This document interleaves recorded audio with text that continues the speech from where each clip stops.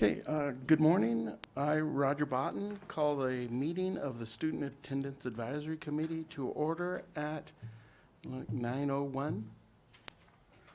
Can the recording secretary perform the roll call?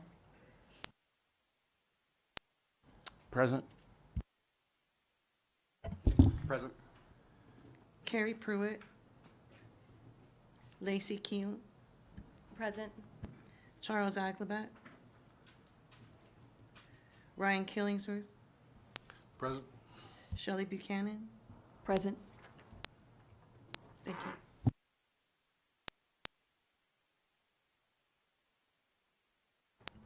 Okay, is there any public comment? No public comment. Emails received.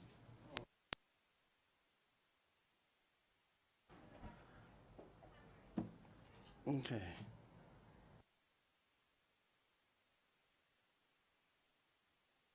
Sorry, it's Roger Botten for the record. We want to look at the approval for the minutes of the December 9th, 2022 meeting of the Student Attendance Advisory Committee. We want to take a moment and look that over. And see if there's any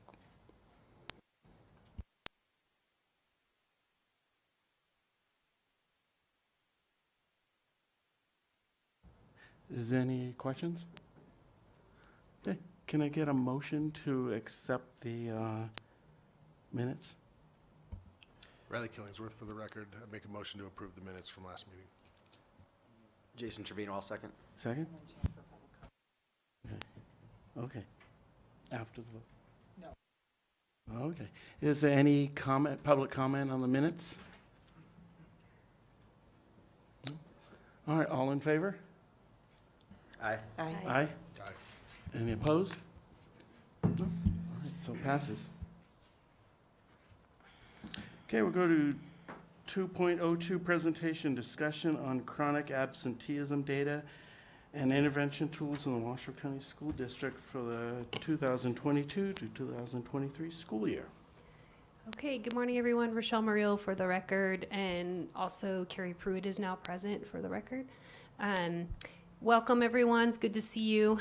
I have a presentation for you all around chronic absenteeism, where we are currently. Just let me know if you have questions as I go through this presentation. But I wanted to give you a snapshot of today. Where are we at today with chronic absenteeism? So we're going to look at not the complete year. We don't know what the complete year of chronic absenteeism will look like yet until we've completed this school year. Chronic absenteeism is a percentage, so it changes every day based on the days that children are enrolled and the number of absences that students have. So this is just today as of, what is the date? March 10th. Okay, so our current chronic absenteeism rates are about 25%. So about a quarter of our students are chronically absent right now. This is an increase right now from the total that was last year in 2022 of about 23% last year. Still a decrease from chronic absenteeism that we saw during the pandemic, but a quarter of our students who are missing school, that's at least 10% of the time. At the end of the school year, if they've enrolled the entire year, that's 18 days that they've missed, at least minimum. And then we have students, about 8% of our students are severely chronically absent, which means they are missing 20% or more of the school year currently. And then I'll be able to report to this committee at the end of the year what our final total is. This could go down, it could go up, depends on what our attendance rate looks like for the remainder of the year. This is our breakdown based on special population, race and ethnicity, special population. Just to remind you what those special populations are, FRL is free and reduced lunch. The yellow is students who are 10% chronically absent, between 10 and 19%. The red are students that are 20% or more chronically absent. IEP are students who have individualized education plans or are receiving special education services.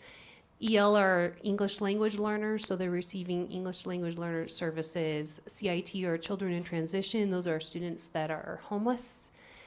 GT is gifted and talented, and foster are our students living in a foster living situation.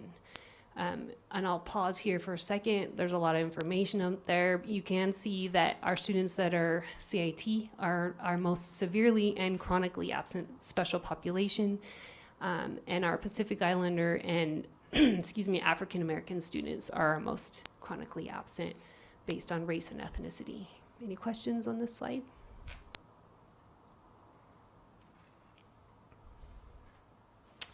Okay, so what do our attendance codes look like? We have very few attendance codes that are actually exempt. So the federal definition for chronic absenteeism basically states that an absence is an absence. So when a parent calls their child in sick, that's an unexcused absence. Almost every attendance or absence is an unexcused absence, except for those that are excused by medical professionals or behavioral health professionals, and a school needs to receive a note from those professionals for that to be exempt. So every other absence, AUKs or unknowns, are most commonly occurring absence that we see are medical absences called in by a legal guardian. Actually, that changed. I'm just looking at it now. So the UNVs at the very, very bottom, that's the most commonly, and then the medical absences are second to that. UNV are, we don't know why a student is not coming to school. So those are unverified. They didn't come to school, and we didn't receive a note, and we didn't receive a phone call from anyone. Questions about these attendance codes? Let's see, also OCOC, that's a new code for us. Those are on-campus, out-of-class absences that we are starting to try to track. So when students are wandering the campus, sitting in the bathrooms, and they're supposed to be in class, they can sometimes be marked OCOC, which is on-campus, out-of-class. Rochelle, I had a question. Yeah. This is Shelley Buchanan. The kids that are suspended out of school and suspended in school, are those within any of those codes at all? Yeah, the SUS you see there is a suspension. So that's in school as well as out school?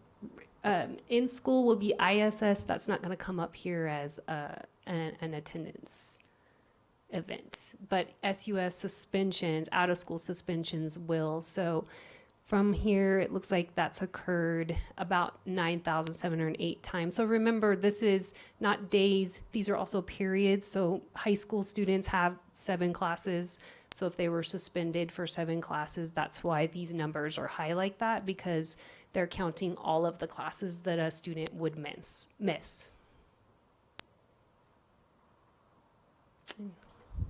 And I'm sorry, what is DOM?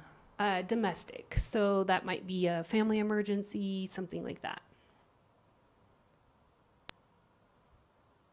Okay. Okay, so this is elementary school chronic absenteeism. I just wanted to briefly go over, so what does that look like?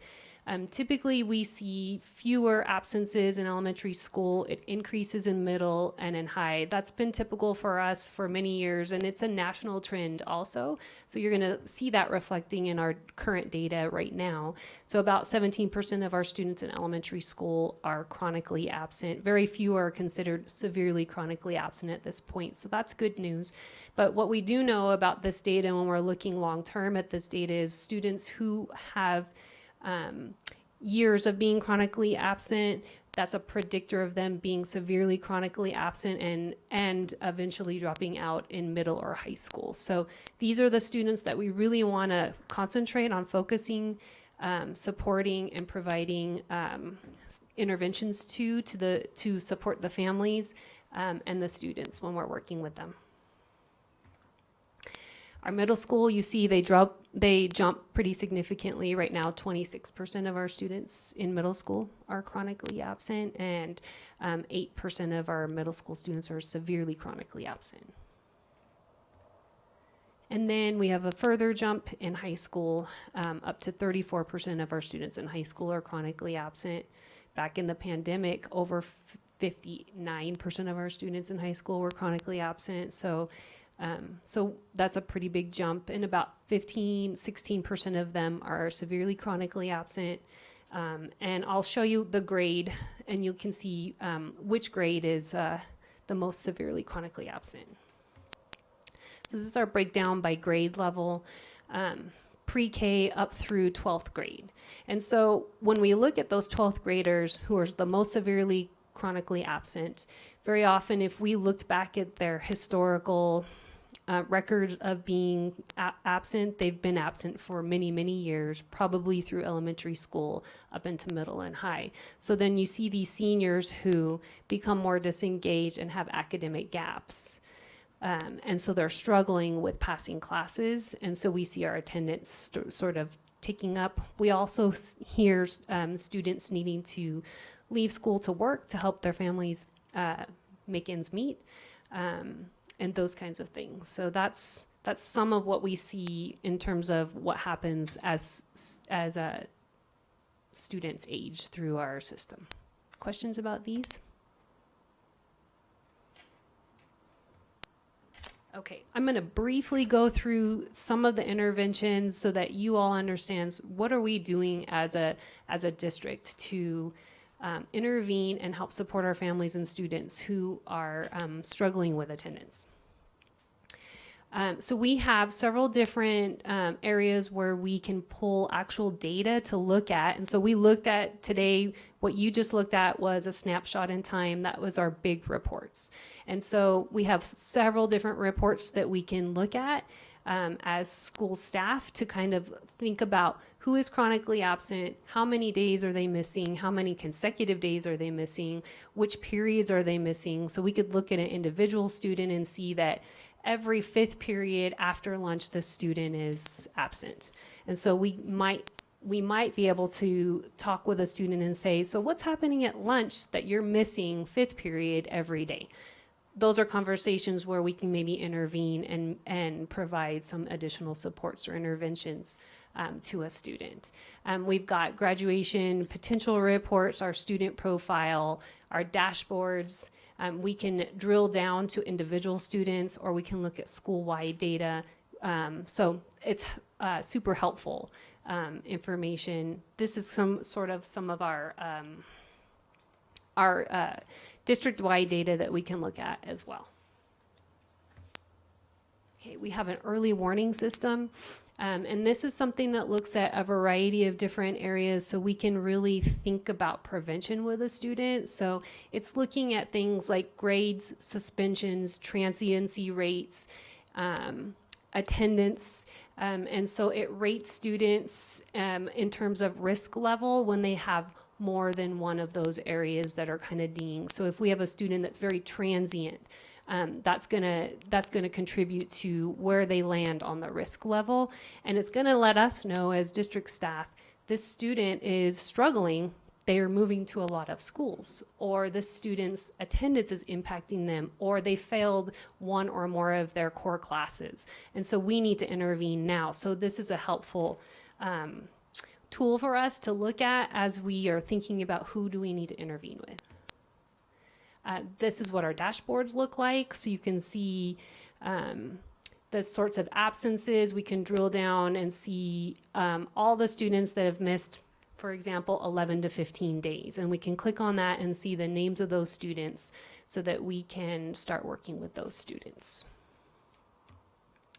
That's our student profile. It gives you a variety of information too, looking at academics, absenteeism data, all those kinds of things, whether they have special education services, for us to be thinking comprehensively and through a whole child perspective. This is our grad potential report through BIG. It also allows us to see by high school which of our students are on track, which are off track. We can click down and see, if you look at the very bottom down there, the graduation potential status. That gives us information about why a student might be off track. So for this student, they're missing their ACT or their civics exam or their flex credit. And so a counselor can look at that quickly and then pull that student in and provide some supports to make sure they get those things done so that they're on track for graduation. Infinite Campus, there's several different reports that we can pull there, looking at how many periods and which periods of classes high school students are missing and consecutive absences. So that's what that looks like. We pull that. I'm going to go through this kind of quick because it's wordy. There's many different reasons why students miss school, and we're seeing many of this right now and this year. This is just a snapshot. There's many different reasons, and it cannot often be complex. And I think we're still seeing effects from the pandemic now. You all are probably in your own positions still seeing that too, where we have academic gaps. Students have missed out and are struggling with being successful in classes. And it can contribute to a sense of anxiety for students, disengagement. And then there are so many other reasons why students miss school. And it's really our job to kind of have those conversations with students and families to better understand, so we can provide additional intervention and support for families to reduce those barriers to attendance. We also we're working with schools to develop core teams through the multi-tier systems of support system framework, so that they're looking at the attendance data and they're making decisions on which kinds and how significant those interventions need to be. So tier 1 would be something where all students would receive that intervention. So for attendance, that could mean that there's messages around the school promoting the importance of attendance every day. Tier 2 is more of a group intervention, and Tier 3 is one-on-one, more intensive interventions. And so these teams decide and review the data and determine what kinds of interventions are appropriate for a student. These are some of the things that they discuss. They're looking at the whole child. They're looking at academics. They're looking at attendance. They're looking at how well are they getting along with their peers. How well are they getting along with teachers? What sort of barriers do they have? Do they have suspensions? Those kinds of things, because all of that impacts students' engagement and attendance. So we went through this. And then this last year, we developed a toolkit that you can find on our website for school staff to develop some of these interventions, develop an intervention bank for their own school, and be thinking about what sorts of interventions would be most appropriate for their school and at what tier level. And then we also have one more, which is how we monitor effectiveness. And this is our average daily attendance dashboard. And it helps us to see, once we implement an intervention, are we seeing any change in those attendance rates? And so we can utilize this data system as well. And that's the end. Any questions? Rochelle, I had a question here. It might be kind of a big question, but a lot of the interventions and a lot of the focus on data is focusing on individual students and families. And from looking at the data, there are patterns where there are certain subpopulations that are constantly having issues. Yeah. And especially, for example, the ELL population and foster students, there's a huge jump Right. between middle school and high school, a lot bigger than other subpopulations that have high chronic absenteeism. There's also differences between schools. So you can have a kid who is an ELL student in one school and a kid who's an ELL student in another school, and those rates of chronic attendance are different, even though it's the same subpopulation of students. So this makes me think that there are also school factors and district factors that are potentially increasing disengagement with students. And looking at the student surveys, the climate surveys that were done, Right. and over time looking at the patterns, especially when kids came back, those secondary kids, and the kids that were in middle school during the pandemic, they're in high school now. And so there was a lot of disengagement with school. And you can look at those climate survey reports, and bullying has gone up, reported bullying, student disengagement, and student just disinterest in school. And I'm wondering how the district is addressing those factors of looking at patterns and especially subpopulations. How do we get them back into school, and how are we addressing the bullying problem in schools? Yeah, I mean, we're governed by laws with bullying, and I might ask Roger to answer some of this because he's over counseling, so he can kind of answer some of the requirements or obligations that we have as a district when there's allegations around bullying. For climate, that's a conversation that we are all having as a district on how do we look at our climate and what can we do to ensure that students and families feel safe and welcome in schools. And so it's a conversation that I've been a part of on a higher level, like the central office conversation, but also among schools, and really looking at that climate data and thinking about and listening to voices of families and community members of what sorts of things can we do? How can we build those relationships? For students and disengagement with students, that's a more complex answer because students can be disengaged, for example, because of the pandemic, because they struggled academically. Maybe they sort of had a hard time with math before, and then they went through the pandemic and really started to struggle, and now they have these academic gaps, and now they're expected to be back in school and learning, but they have these gaps, and so they start to see this avoidance behavior because they're not feeling successful. So one of the things, for example, with academics that the district has done is contract with tutoring, free tutoring services so that students can access tutoring services. Schools have been doing different sorts of after-school tutoring in person too, to do that.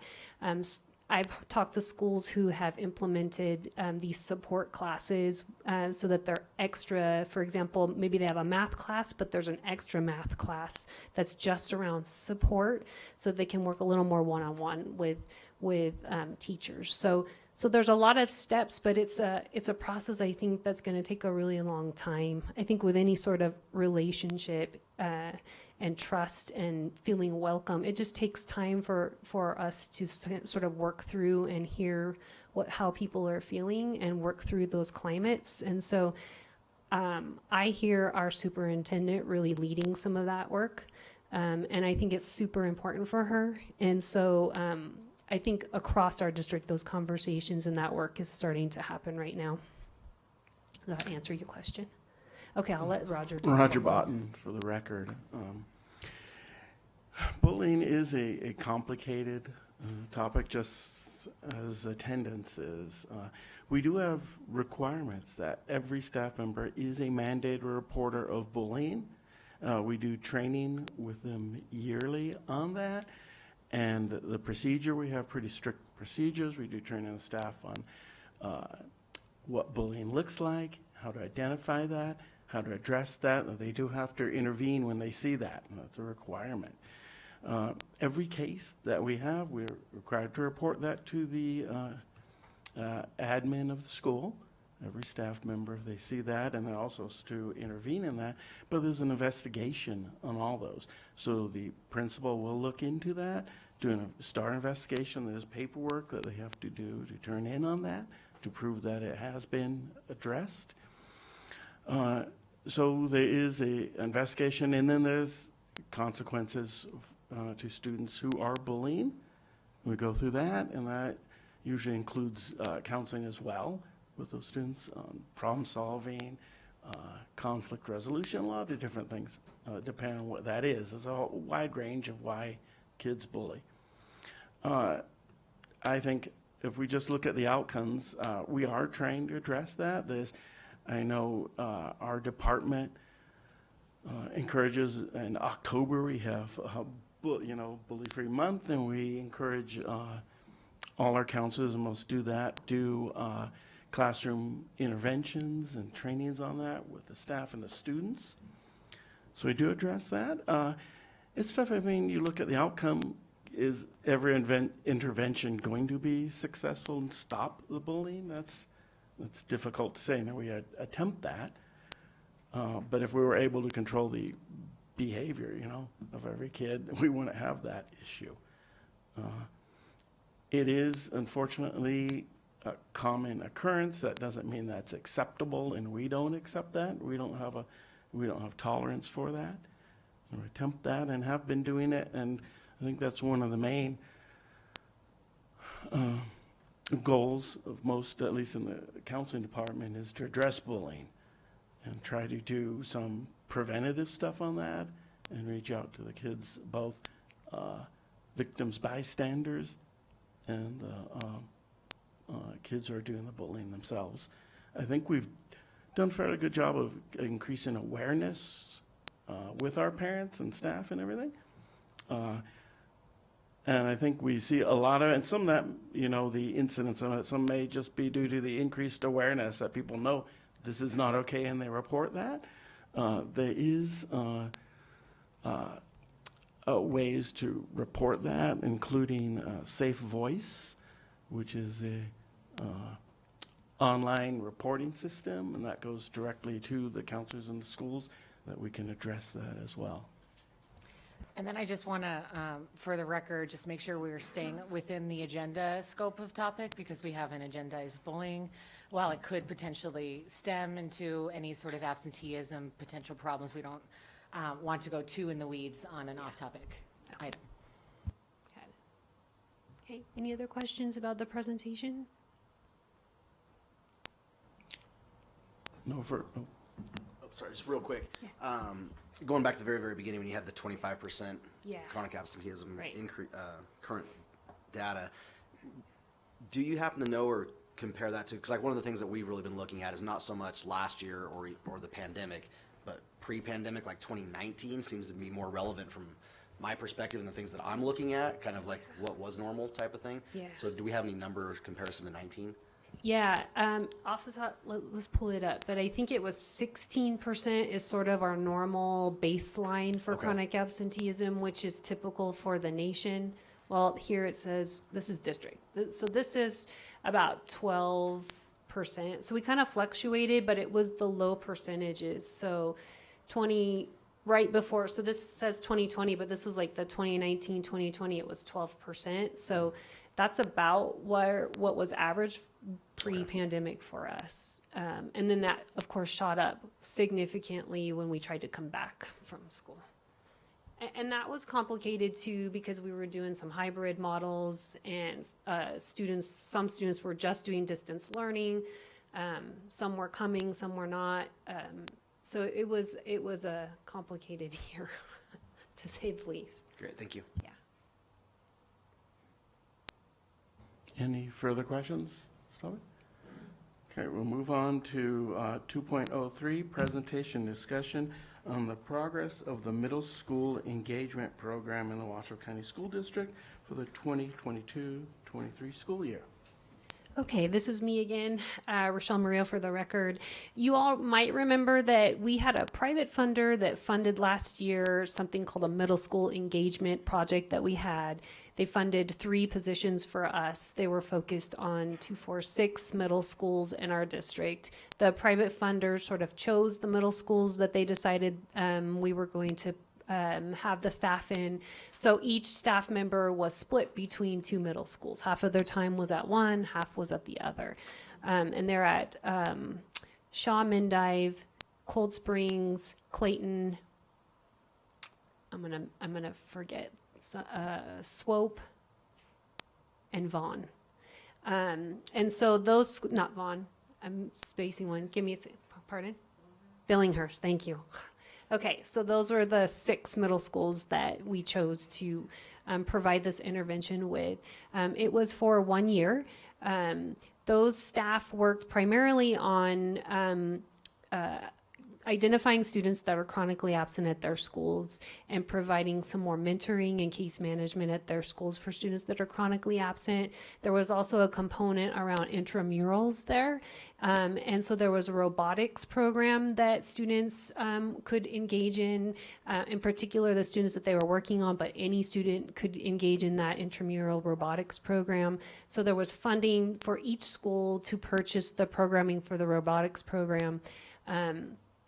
and start that, and then several other intramurals based on the interest of students. And so one of the things that Cold Springs did is they have sort of a before school program where they're providing many different sort of sports related and some other activities for students to do before school. It starts super early because, as you know, middle school starts at 7:30. The before school program, I think, starts at 6:30. They had about 75 students participate in that, which was amazing. And they even saw sort of they didn't have, when we had those blackout weeks with the transportation, they didn't have as much of an impact on their attendance during those blackout weeks because students were able to access this before school program where parents could drop off their students. Many times out in Cold Springs, you sort of have to have transportation to live out there because RTC doesn't go out that far.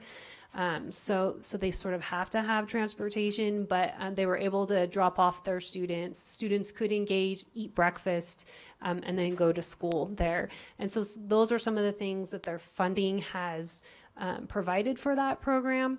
And so we were really lucky that we were able to meet with that private funder late in last year, 2022, and they have agreed to continue to fund us through for another year. And so we'll go through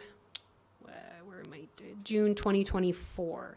And so I see Doug Taylor just walked in. He helps to supervise that program, and he just recently hired, and so we're fully staffed. We have those 3 staff that are being trained currently for those middle schools. The funder is requiring that each one of them have a caseload of 200 students, so 100 at each school.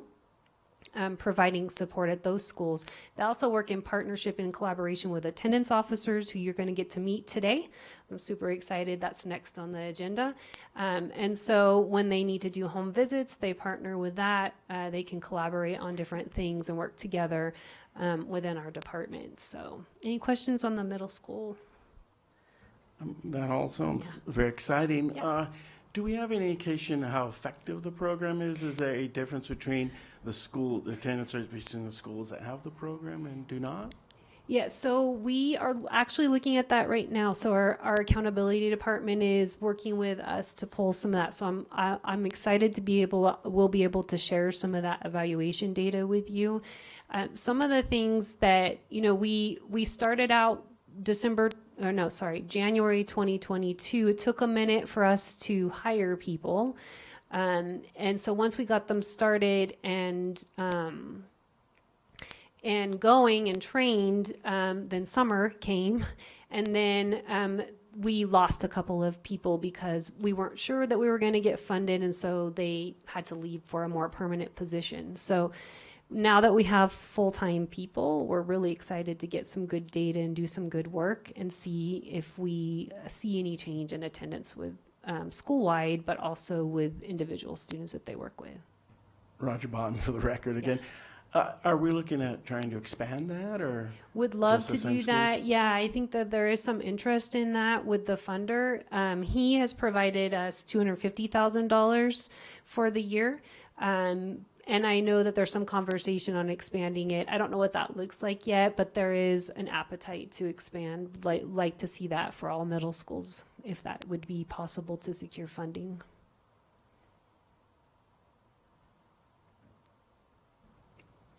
Any additional questions? No? All right, we'll move on. Thank you. We'll move on to 2.04. Presentations from the school attendance officers on the formal attendance monitors and other assistance interventions they provide to students each day. So I want to introduce our attendance officers. They're going to introduce themselves, tell you which schools they work with. I'm excited to have them here. This is my team. I'm proud of them, and I'm proud of the work that they do. And I wanted them to provide you a snapshot of what a day in the life of an attendance officer looks like and what do they do. And so I'll turn it over to them. Hi guys, thanks for having us. Patrick White, I work with the Spanish Springs area, the high school and all the verticals. Go ahead and introduce yourselves. Zach Lewis, I got the North Valleys area, so North Valleys High School, Cold Springs, O'Brien, and all their feeders. Natalie Ramirez, I'm the attendance officer for Sparks High School, Dilworth Middle School, Sparks Middle School, and the associated elementary schools therein. Morning, Ray John Baptiste, attendance officer for Worcester and Worcester feeders. Good morning, Addie Martinez. I'm the attendance officer for Damani Rancheria and the vertical schools. Good morning, I'm Janet Wentz. I'm the attendance officer for the HUG verticals. Colin Tams, attendance officer for Galena, Incline, and Reno. I'm Leslie Burtwell. I'm the attendance officer for Reed High School and the elementary schools surrounding, also Mendive, Natchez, and Gerlach.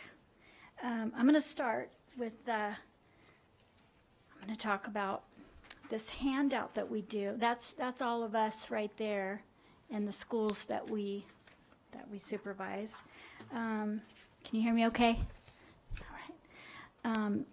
So I'm going to talk about the next slide that we have, which is when to call truancy. It's a chart that we give out to schools when we first have contact with them, and sometimes again, you know, when necessary, we'll kind of reiterate this information to them. So the priorities are, I mean, the kids are obviously our priority, and I'm just gonna kind of do a little snapshot of some of these things. If law enforcement has had contact or is having contact with a student off campus in the middle of the day, sometimes they'll call our dispatcher, who will have us go and meet with that officer and take the student back to school, transport the student. Also, it could be that the parent has called. Sometimes they'll get a hold of our dispatch, but mostly they'll call the school calls us and lets us know that they have a student refusing to go to school, which is a confirmed truancy. So we'll go out and attempt to conduct a home visit and pick up that student and transport. And then also, if a student's been absent for 5 or more days with no contact, it's a pretty big concern. Obviously, we don't want them to get disenrolled for non-attendance, but we also want to make sure they're safe. So we'll go out and attempt a home visit and kind of find out what's going on. And then also the school will call us just for address verification. And that's, you know, an easy kind of quick thing to do to make sure that they're within the zone. And also sometimes the mail comes back, so we'll go out and make sure that there's someone there to receive contact from us. So that's me. I'm going to move on. You guys want this there?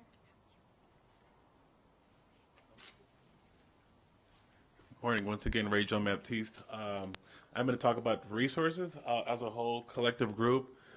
We kind of do the same thing in regards of supporting our families. To your left, these are what we are able to access and help support our families.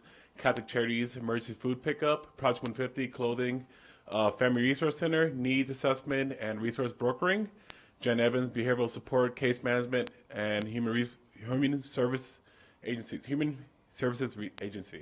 To your right, as far as our education options, we try to support our families, our students. Job Corps being our trade, Rise Academy, adult program 18+, Encompass, smaller setting school, Redfield Academy, smaller setting school, Case Management, and Innovation, smaller setting school.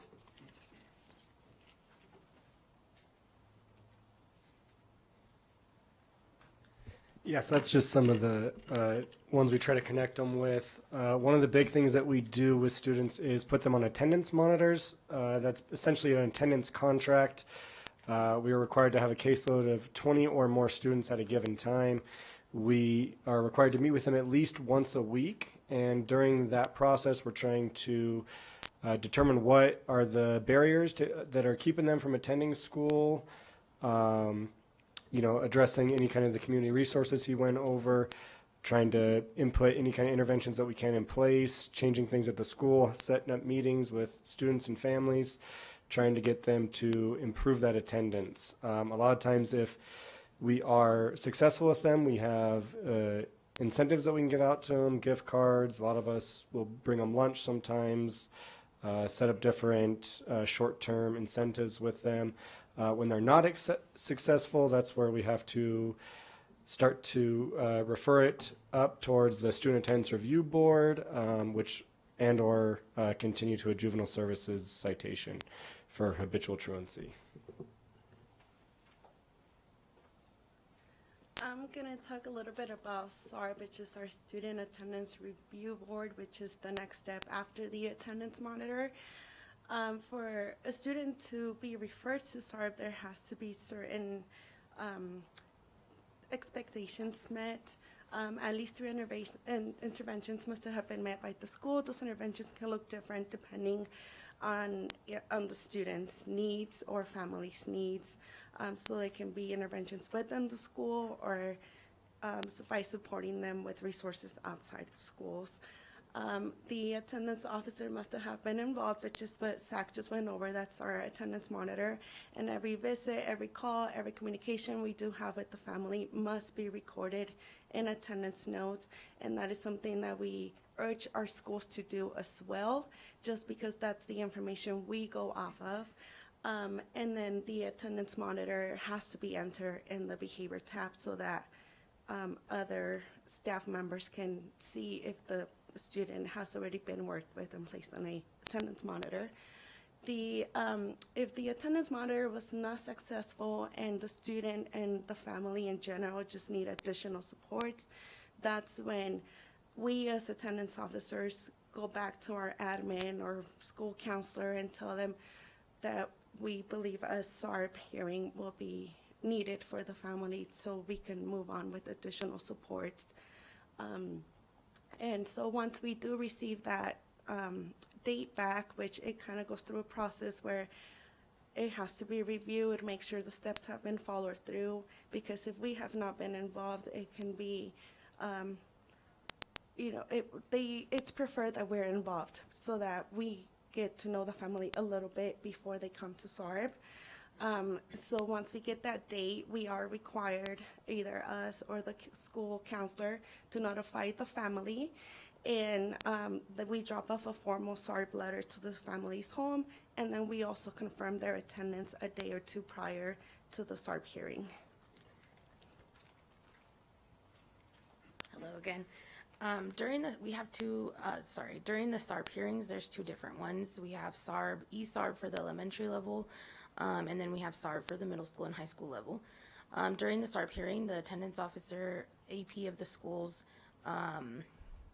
Rochelle, and other agencies which are here today will be a part of the SARB hearings. Lost my train of thought.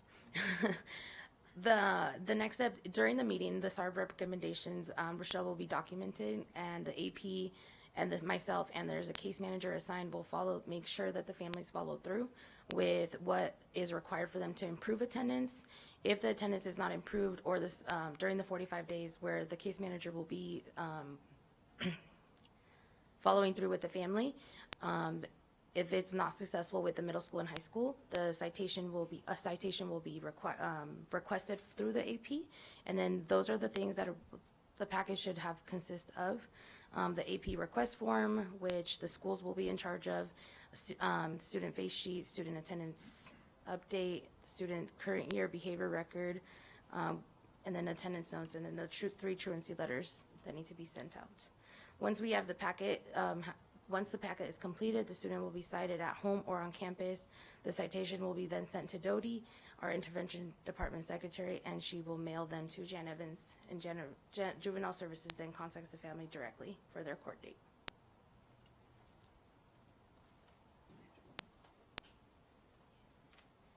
All right, thank you. We're about to wrap up. I'm going to go through some rewards and challenges that we see on a daily basis.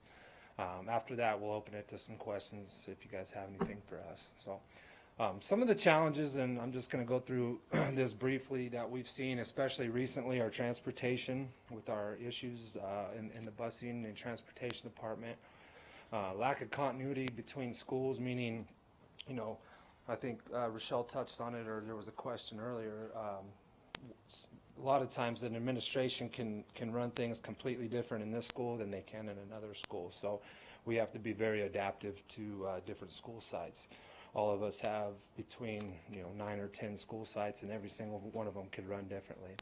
FERPA restrictions that we are legally adhered to, for instance, I work in the Spanish Springs area.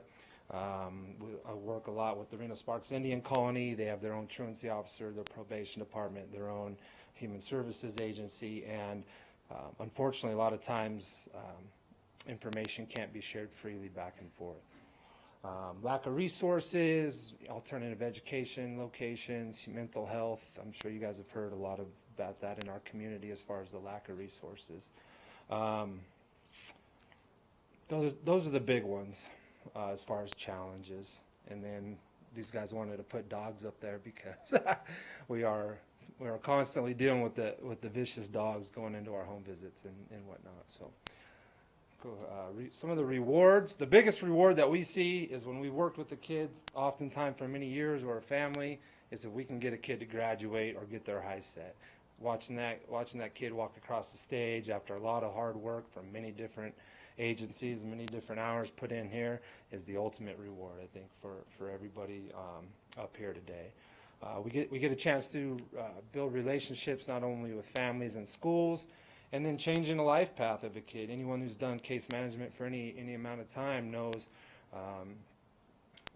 different families could be different level of intervention, but to watch a kid go from not attending or in trouble at a certain junction of their life to actually straightening that path out is very rewarding for us. Again, we get a chance to connect people to vital resources within our community, and I think Ray mentioned it earlier, Zach. When we see kids turn around and start doing a good job, we do have some incentive programs for kids. So it's also very rewarding for us to be able to hand a kid a McDonald's or Starbucks gift card because, for them, they've attended school for a month straight or something like that. So I believe that's the end of our presentation. We'll open it up for questions now. Okay, this is Roger Botten, for the record. I have more of a statement than a question. I want to thank you on behalf of the schools for all the work you guys do. I think it's vital that truancy and the schools work together to be effective.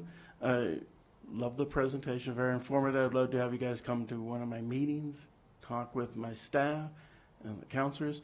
I think we need to make sure that we're all working together and as a team, and I think some of the information they would need to know, they don't always know. I think sometimes there's a disconnect. We have elementary schools. I have responsibility for elementary schools, and sometimes if we always work together as much as we should, I think it's real important that elementaries, especially, to have a priority, because I think that's really where we can do the prevention of this. If we can stop, and intervene and attendance issues, we can prevent them in high school, and we have to put all these resources in there. So I want to thank you for that. I appreciate what you do every day out there for our students. Thanks, Roger. I know one of our biggest working relationships is with the counselors in our schools, daily, for sure. Anything else? Carrie Pruitt for the Carrie Pruitt for the record. I too want to thank you on behalf of Washoe County Human Services for your work out there. It's not easy, and one thing you touched on regarding building relationships, that is in the life of any student, well, every student, but especially those involved in the foster care system, that relationship building is so important. And so that's just very critical. As we touched on earlier, chronic absenteeism rates for foster youth are historically higher than other populations. A lot of factors involved there, to include a lot of disruption in their lives prior to coming into custody, and then potentially moving placements across schools. We work really hard to keep them stable in their school of origin once they come into care, but then they may have to change placement, their home placement several times, and every disruption, every transition is very, very challenging. So those relationships at any point, they can have a relationship with an adult within the school system is very impactful. So thank you again. Appreciate you. Thank you. I had a question, Shelley Buchanan. Since you guys are working so closely with the families and the kids, from your perspective, what are some things that you think schools or the district should do to increase the chances of kids coming back to school? I know you guys have perspectives that we probably don't see. Right. I would say from my perspective, like I mentioned, an increase in resources is always a big help. I can tell you right now, for instance, if we're looking for an alternative education, say a big high school isn't the spot for a student. Oftentimes there's long wait lists for smaller locations. So more alternative education locations is huge. So available resources is always big as far as getting kids involved on a daily basis or back on track. One of the big things that I see personally, and I think a lot of others see, is you saw earlier those 11th and 12th grade chronic absentee rates start going up. Well, what I hear a lot is, I'm a junior and I have 3 or 4 credits. Why should I go to school every day when the chances of me actually catching up and recovering 2 years, of missed credits, why should I do that? We need to find a different location for that kid, even if they're only 16 years old. We need to work a different path to get to that graduation, but the traditional school setting is not realistic in that aspect because the kid's given up oftentimes, and unfortunately he may have heard from his or her counselor, her teacher, like, you're too far behind. And they hear that from an adult in the school system, and we hear that often, and we throw our hands up like, if you have a teacher telling you that or a counselor, that really deflates the kids. So that kind of rolls back to available resources and programs that may be available, and they're out there, but we really need to work hard to catch a kid up like that may be that far behind. So anything else to add? Zach, one of the things I'll add is definitely parental engagement. Especially at the younger levels, a lot of times, parents only get calls when they're in trouble and things like that. But I think the further parental engagement would be great from schools across all levels, holding more positive events at the school and things like that. I'm a huge advocate for after-school programs, things like that. When schools have any of the ability to do that, if those could be expanded, I think those are very helpful at the younger ages to keep kids on track. Unfortunately, not a lot of schools either have them or they're usually full, but I think helping keep kids on track at those early grades with academics and everything is super, super helpful. So any kind of expansion of those programs, the middle school type one where they're showing up and getting that extra support before school, I think anything to keep them engaged and having more opportunities at school is great. Hi. I also wanted to add connecting students with somebody at school, because we build rapport with our students, and when we work with them on a 20-day monitor, kids know that they're going to see us every week or every other day. And so when we take them back to school, I think schools, and most of them too, try to connect with them too and have that one-on-one connection. But, our teachers, our admins, our counselors are so stretched thin that, sometimes they can't check on that student for, every other day or every week. So maybe connecting them with schools, connecting them somebody at school would be a big one. I'm going to say something too. My background is with probation before I came to this. I've been doing this a couple years. This is my second full year. But we used programming like strengthening families, and we did an anger what's it called? It's an anger management type of thing. But there's programs that are specifically for kids that we would be working with at juvenile hall. And although this isn't a criminal thing we're talking about with these kids, it's still kind of often the same demographic of kids. So strengthening families really does well to to bring kids and their parents back together and open up kids' ears to what their parents are saying, and also, you know, it can help parents parent a little bit more supportively. Also, I think programs for kids to help them be supportive and kind to one another at the pre-middle school level would be a good idea. And Courage to Change is a really good program. It's out of Carson City with the Change Companies. They have interactive journaling. You could do it one-on-one with a kid, or you can do it with groups of kids. It could be done during detention. You know, if you're going to have a kid sit in a room with a bunch of other kids for an hour, it would be great to run a group. So that's my 2 cents worth. Thank you. Thank you so much. I appreciate it. As a former high school and middle school teacher, that's jiving with a lot of stuff that I've seen and experienced over my career. So thank you. It's a really important perspective. Carrie Pruitt, for the record, I'll just add one other thing, something that we're working on at Human Services, and I think that as a community, it's an educational piece for the parents as well, regarding a lot of our parents don't realize that they need to call the school and say, I can't get my kid to school.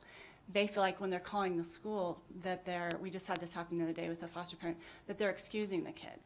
But to call and say, I can't get my student to school, my kid to school, that allows them to be coded truant.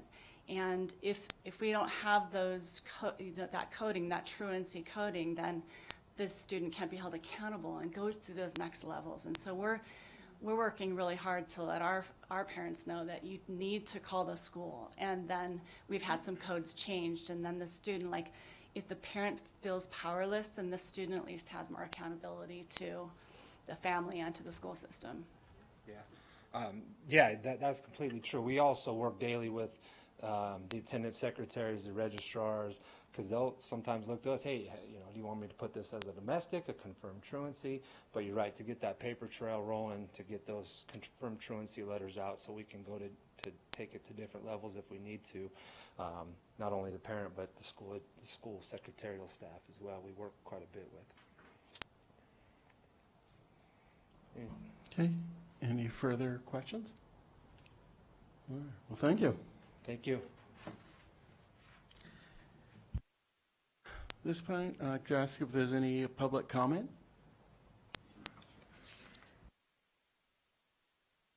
No public comment request received.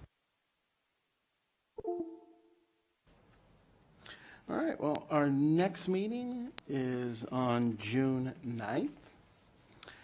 And at this time, I'd like to adjourn the meeting at 9:58. Thank you very much. Thanks, everyone. Stay dry today.